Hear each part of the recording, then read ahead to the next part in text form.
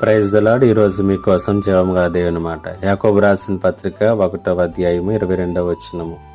మీరు వినువారు మాత్రమై ఉండి మిమ్మల్ని మీరు మోసపుచ్చుకొనకుండా వాక్యము ప్రకారం ప్రవర్తించి వారినై ఉండుడి.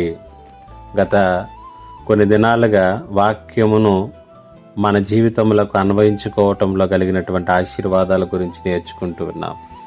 యువతికాల సమయంలో కూడా మరొక సత్యాన్ని మనం నేర్చుకున్నాం. దేవుని యొక్క వాక్యము నీకు, నీ కుటుంబానికి దీవెనకరంగా ఉండాలంటే, అది నిన్ను బలపరిచేదిగా, ప్రోత్సహించేదిగా నీ జీవితంలో పనిచేయాలంటే నీవు వాక్యాన్ని చూడవలసినటువంటి కోణం, లేకపోతే వాక్యం విషయంలో మన యొక్క నిర్ణయాలు ఏ రీతిగా ఉండాలో ఈ భాగంలో మనం చూస్తూ ఉన్నాం.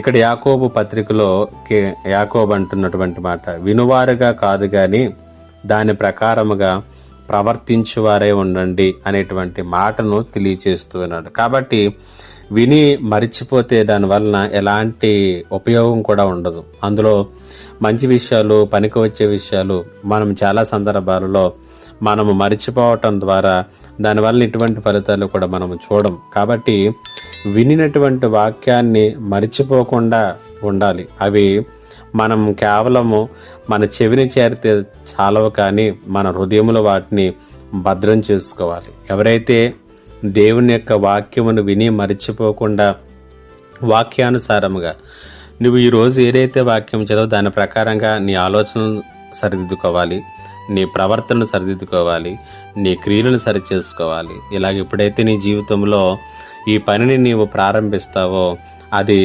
నీకు దీవెనకరంగా ఉంటుంది, అది నీకు ఆశీర్వాదకరంగా ఉంటుంది. పాపం మీద, సాతాను శక్తుల మీద, అపవాది క్రియల మీద, లోకం మీద నీకు అత్యధికమైనటువంటి విజయాన్ని అనుగ్రహిస్తుంది.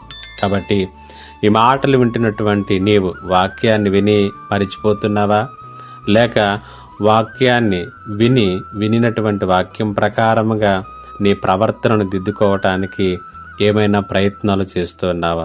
ఆలోచన చేయి. ఆ రీతిగా చేసినప్పుడు నీకు అది దీవెనగా ఉంటుంది. పరిశుద్ధాత్మ దేవుడు అట్టి కృపను మీకు అనుగ్రహించునుగాక. ఆమేన్. ప్రార్థన. మా గొప్ప దేవుడు అని తండ్రి, నీకు వందనాలు.